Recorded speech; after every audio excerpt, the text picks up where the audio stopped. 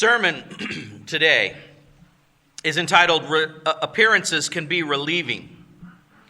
And we're going to discuss how special appearances can change our lives, change our perspective. And I think that you already know that that's true. I heard the story of a man who was working as a clerk at a grocery store. One night, just before closing, a man walks in, 6'9", huge, maybe 300 pounds, very big, very strong man. And he said to the clerk, "I need half a head of cabbage." The clerk looked a little puzzled. He said, "We don't sell half heads of cabbage." And the man said, "That's all I need." The clerk said again, a little perturbed, "We don't sell half heads of cabbage." And the man looked very angry. He said, "I'm not leaving until I get a half a head of cabbage. That's all I want." The clerk said, "Well, let me go talk to the manager." And he walks to the back of the store rather angrily, not realizing the entire way he walked to the back of the store, the big, strong man was only about 20 steps behind him the whole way back. So he burst into the back room, and the manager said, "What do you need?" He said, "Well, I've got some nut up here that wants half a head of cabbage." The manager's eyes got very big. The clerk kind of turned around and he said, "Oh, and this nice guy, he wants the other half."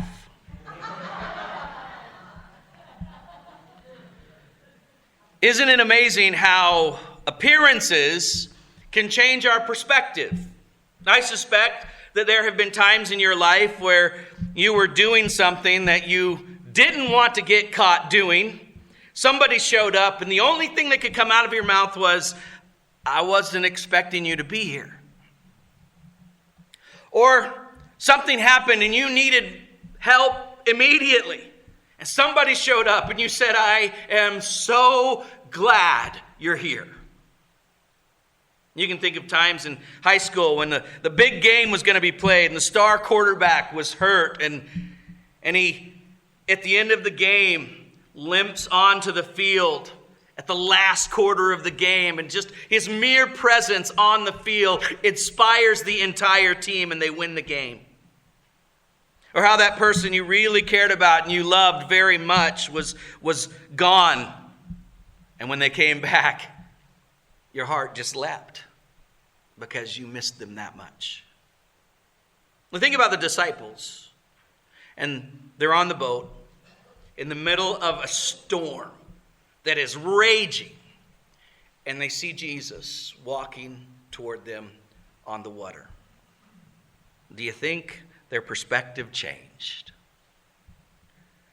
What went through the mind of Paul when he writes to Timothy and he says, "Do your best to come before winter"? The aged apostle is about to be killed. He's in a Roman jail. And his heart must have just leapt for joy when he heard Timothy's voice call to him through the bars. Appearances can be very relieving.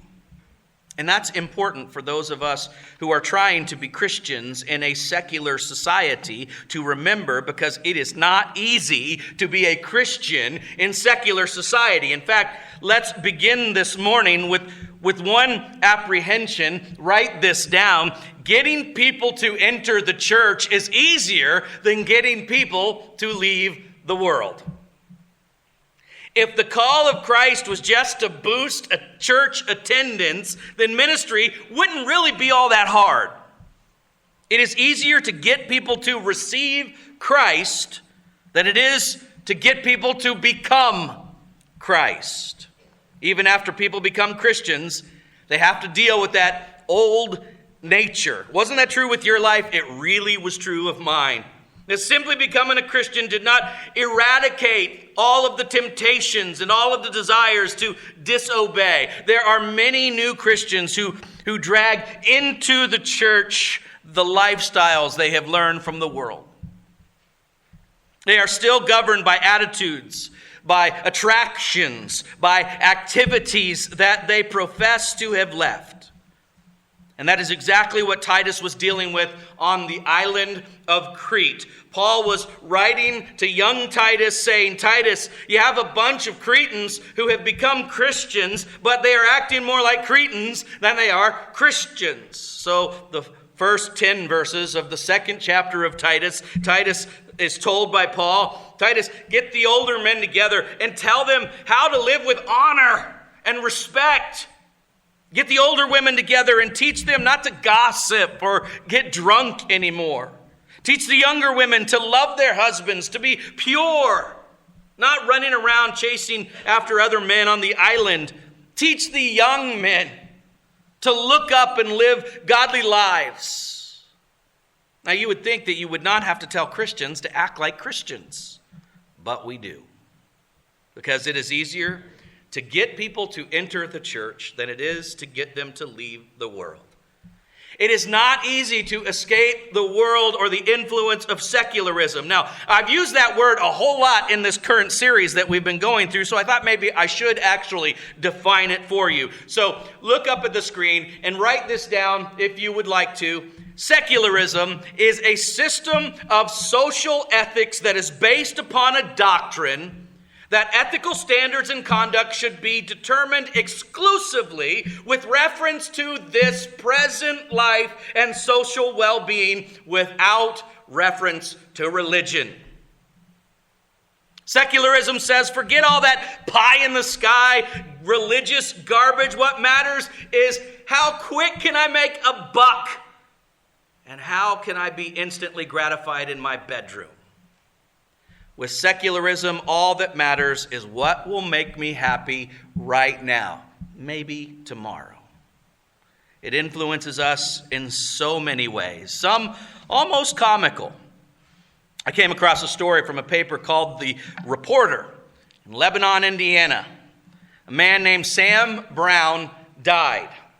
His widow came to the newspaper with his obituary. It was 4 pages long, all about his life. Well, the newspaper told Mrs. Brown that it would cost 25 cents per word. Well, that changed her mind. She said, well, in that case, just put Sam Brown died. Well, the newspaper said, well, an obituary has to have a minimum of 7 words. So she thought for a moment. She counted up on her fingers. She said, okay, then put this. Sam Brown died, Ford pickup for sale.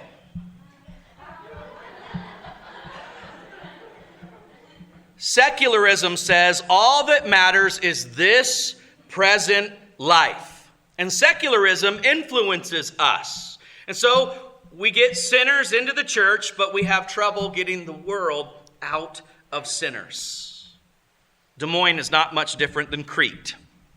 My job is the same job Titus had. Paul believed that even in secular societies, we could build islands of godliness. In fact, the main point of this letter is that Jesus Christ can work a profound moral change in the lives of people, that secularism can successfully be challenged, that you can get the world out of Christians. And one way we do this is to remember 2 very special appearances, relieving appearances that motivate us not just to enter the church, but to leave the world. Now, Paul tells us about those 2 appearances in Titus chapter 2. So read with me, starting in verse 11 of Titus 2. These words, page 966 on the Bibles in your chairs. For the grace of God that brings salvation has appeared to all men. It teaches us to say no to ungodliness and worldly passions, and to live self-controlled, upright, godly lives in this present age while we wait for the blessed hope, the glorious appearing of our great God and Savior, Jesus Christ, who gave himself for us to redeem us from all wickedness and to purify for himself a people that are his very own, eager to do what is good. These then are the things you should teach, encourage, and rebuke with all authority. Don't let anyone despise you.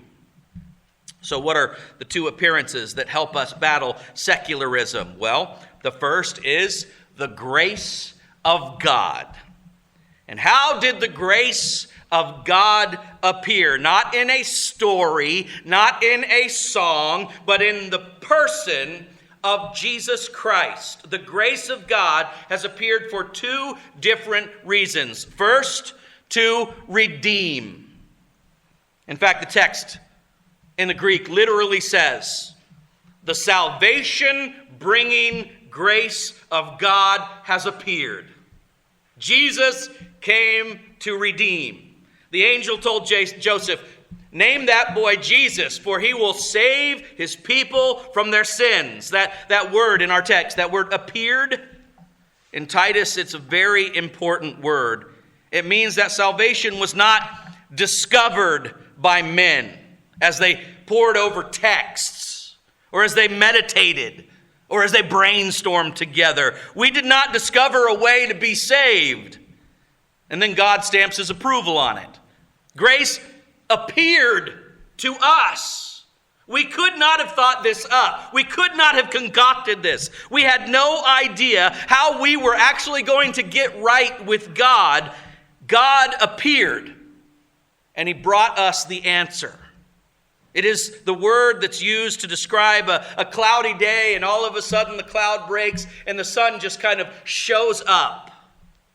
It is something that only God can do. The grace of God appeared to redeem us. Salvation is wholly initiated by God. Grace showed up at Bethlehem to all men that they might be redeemed. When Paul says to all men, he doesn't mean that all men are going to be saved. What he means is that all men, regardless of how much money they make, or where they live, or what they speak, or who they are, all men have the access to the salvation-bringing grace of God that has appeared. There is nothing that we ought to celebrate more than what I am describing to you right now. And as a side note, I really get annoyed with people that don't want to celebrate Christmas. I know we don't know the exact date Jesus was born, but I love to celebrate the fact that God's grace appeared to everyone. That is great news. But the grace of God didn't appear just to redeem. Grace doesn't appear just to transfer us into God's kingdom. It appeared to transform us into God's character. Yes, grace redeems, but secondly, also to reform. Now, don't change that order. The order is absolutely essential. Grace redeems and then reforms. If you change the order, what you come out with is the idea that, well, I need to reform myself so that I can be redeemed, but only after I have effectively reformed myself. That's not what the text says. Salvation is wholly dependent on God's goodness, not yours. Grace redeems. And then grace begins to reform. God has saved you not to live any way you please. Titus chapter 2, verse 14 again says that he gave himself for us to redeem us from all wickedness and to purify for himself a people that are his very own, eager to do what is good. God has a purpose for his grace. It was to make you into his people that live his way. Grace is not going to permit you to do less than the will of God.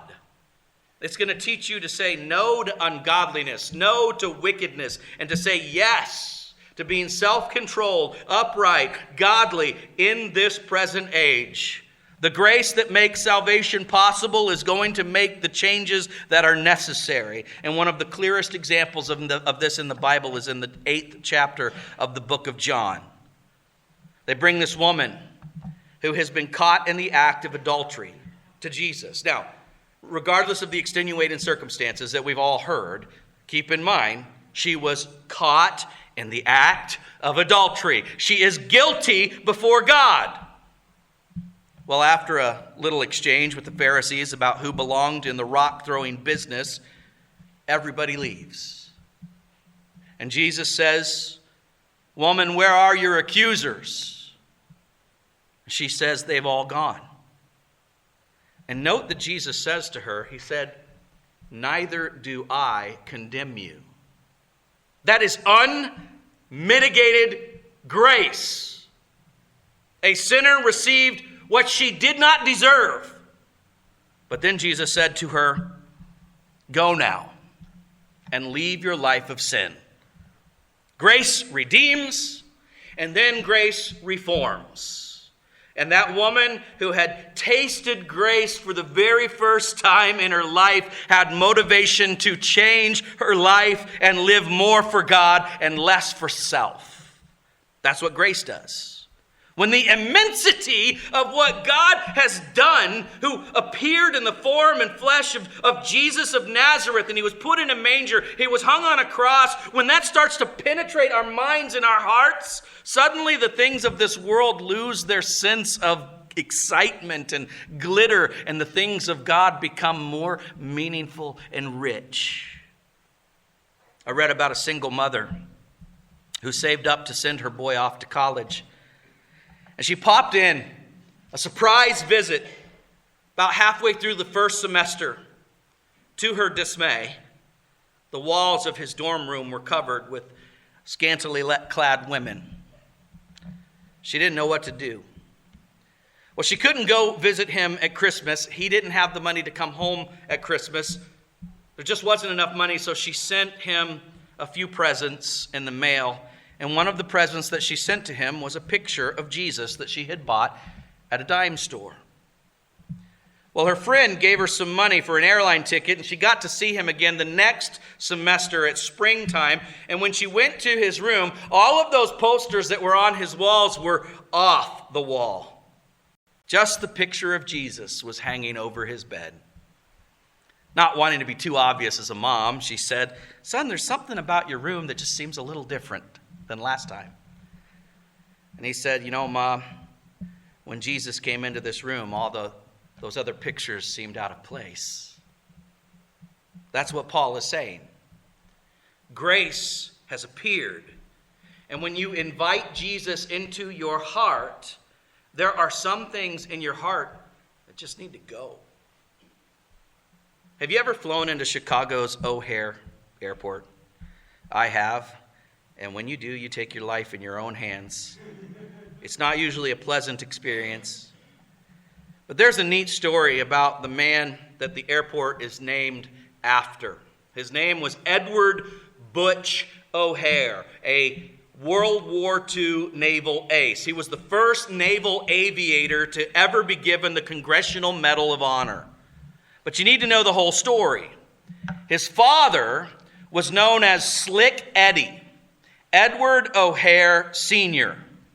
He was the lawyer to Al Capone. His father laundered money for Al Capone, making Al Capone a wealthy man. Then he had a little boy that he named Butch. And he wanted Butch to have a chance to have a good name and to live on the right side of the law. So Slick Eddie went to the police and he turned in all of the documents and records that would indict Al Capone, knowing very well he would pay for that choice with his life. And he did. 2 weeks later, 2 shotgun blasts by the mob, Slick Eddie was dead. But his son, Butch, got a second chance. And because of his father's sacrifice, Annapolis accepted the boy, and the rest is history. Now, what Paul is trying to say is that the grace of God appeared, lived in your place, went to a cross, nails pierced his hands and his feet instead of yours. Why? So that you could just go back and live any way you want to live, the way that you used to live? Or so that you could have a new start, a new birth, live a new life? How do you say no to secularism? You remember the appearing of grace.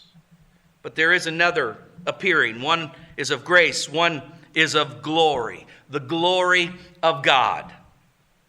Verse 13 in Titus chapter 2 says, "We wait for the blessed hope, the glorious appearing of our great God and Savior, Jesus Christ." Hope in the Bible does not mean hope so. It means confident expectation. Jesus Christ has appeared in grace. Jesus Christ will appear in glory. His first appearance is an historical reality. His second is a prophetic certainty. In Scripture, prophecy is just as sure as history. Prophecy is just history that God has already seen, but we have not had a chance to see yet. That's all it is. Jesus Christ has appeared. Jesus Christ will appear, and that is God's story. His story. His story. We're just waiting for the last chapter. God has already written it. He has an eternal plan, and that plan reveals to us that he is totally committed to all of us who are his very own. Paul writes in Colossians chapter 3, when Christ, who is your life, appears, then you also will appear with him in glory. Isn't that good? Jesus' second appearing is the next event on God's calendar. And people like me who are in ministry must be vigilant in reminding people like you about that fact. That's why the chapter closes with these very words. In verse 15, Paul tells Titus, "These then are the things that you should teach, encourage, and rebuke with all authority." Some people get nervous when ministers start talking about authority. Listen, Paul is not endorsing an autocratic church leadership, but Paul is saying that a minister of the gospel should say some things in such a way that you know what the truth is on the matter. I'm not to present the truth of the gospel of Christ in such a way that you think that it is an optional opinion that you can choose to reject as you please. The two things that I have talked about this day are true, and they have eternal consequences. Jesus Christ has appeared, and Jesus is appearing again. And I must challenge you to live your life like you believe those things are actually true. John writes in the 3rd chapter of his letter, "Dear friends, now we are children of God, and what we will be has not yet been made known, but we know that when he appears, we shall be like him, for we shall see him as he is. Everyone who has this hope in him purifies himself, just as he is pure." See, what the Bible says is that grace and glory brought you out of the world. Grace and glory will help the world get out of you. Appearances can be relieving. Now let me share with you 3 applications. Write these down. First, as God's own people, we preserve our identity. The only way the world is going to know that it is broken and that it needs saving is if it strikes up hard against an alternative approach to living. That's what you and I can model. Yes, we live in the present age, but we do not live like the present age. We do not live for the present age. We do not believe, grab all the gusto you can, for tomorrow you die. We don't believe that's the way to live. Yes, we believe in the appearing of Jesus. We believe he is appearing again, and that shapes life for us. We renounce the world. We renounced the world when we were baptized. When we were baptized, we made a conscious and public statement that our old life is dead and buried. That part of the world is not in us anymore. As Christians, we start every day saying no to the world. Now, let me be clear that does not mean that Christians live dull lives, lives of inhibition, lives of restriction. I think a lot of people think that Christians just sit around bored, dull, living, drudgery-filled lives, and maybe 60, 70 years as we're putting up with that dullness, then we can go to heaven. That's not what Paul is saying. Grace educates us in the art of living. Jesus Christ came into this world to model a countercultural way of living that is meaningful and fulfilling. He said, "I came that you could have life and have it abundantly." I defy the idea that Christians live dull, joyless lives. Nobody in Polk County has more joy than I do, or has more peace than I have, or as much a reason to live as I do. We are a special people, a unique people. We don't need to make apologies for the lives that we've been given to live in Jesus Christ, because those are lives that are worth living. So we don't compromise with the world. And I challenge you, in just a little bit, you're going to go back into the secular world. I challenge you, preserve your identity. Be God's very own. You live the Jesus way, and don't give in to the world. Secondly, as God's own people, we pursue maturity. Paul reminds Titus that every Christian is in a continuing education program. If you're a Christian, you are perpetually enrolled in the school of grace, and school is open every day. You're learning every day. The curriculum never changes. How to be more Christ-like. We who are going to be like him when he appears are growing like him in this present age. And ideally, I think Paul would say that's what elders are to help us to do. An elder doesn't exist to monitor mediocrity and make grumblers happy. The task of leadership in God's church is to inspire people in view of Jesus' first and second coming to live for him, not for this world. Finally, as God's own people, we persevere in view of eternity. Now, when I read about words like grace and salvation and redemption and hope and glory, it seems to me that those words are meaningless unless there is a great judgment day. For the next couple of minutes, I'm going to talk about something that we don't like to talk about, but I feel convicted by God that I need to talk about this. I want to talk about the word hell. Grace is a meaningless word if hell is not real. Salvation and redemption and hope are worthless words if there is not a judgment. People with citizenship in heaven imply a community destined for hell.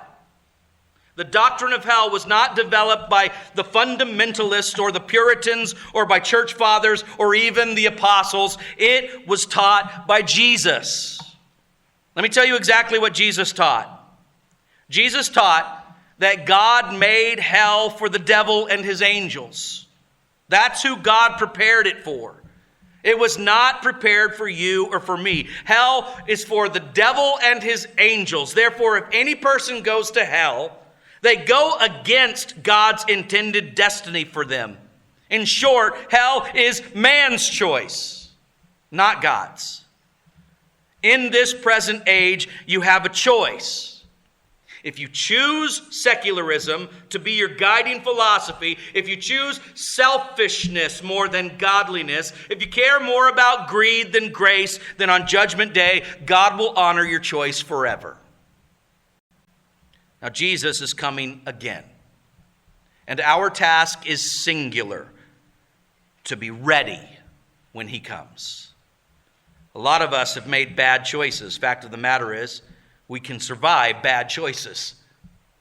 But we cannot be wrong on this one. We have to choose whether or not to take the appearance and the coming appearance of Jesus seriously. He's coming again.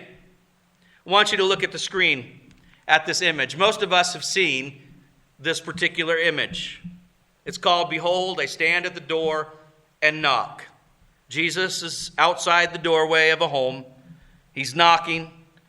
The most interesting thing about this image, if you look carefully, there is no doorknob on the outside. Jesus has appeared. Jesus knocks. But only the person inside can let him in. Grace has appeared to all men, but Christ forces himself on no man. And we are here today to beg you to invite Jesus Christ into your heart.